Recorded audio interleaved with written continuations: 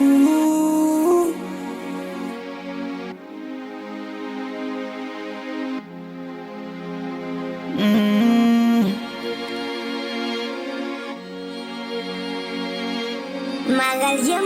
Production. Yo ti tout sak pa verite, yo ba mwen non pa merite, avni mwen pa priorite. Paske ma viv nan ghetto, gadem ta koum pa t'existe, paske mwen rete non site, yo pa vle mwen manifeste.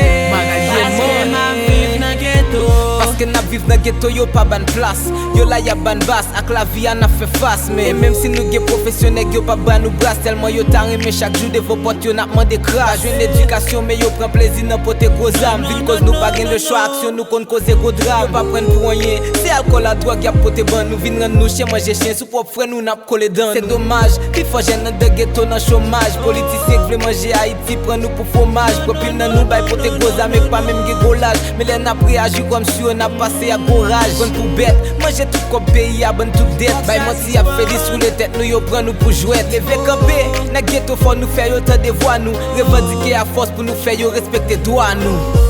yo di tout sak pa verite, yo ba mwen non pa merite, avni mwen pa priorite.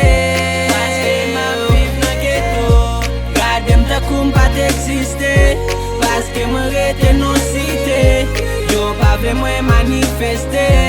Paske ma viv nan ghetto, nan ghetto se la m grandi, depi piti ap di m bandi, men yo pa konen ki jam viv avek ki sa ma pandire.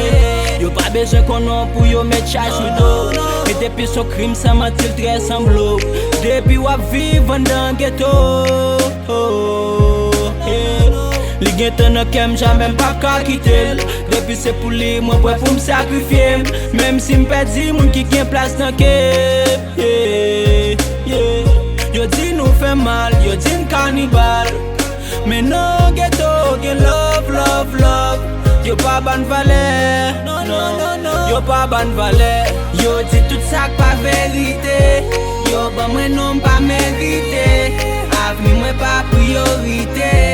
Paske ma viv nan ghetto, gadem ta koum pa t'existe, paske mwen rete non site, yo pa vle mwen manifeste.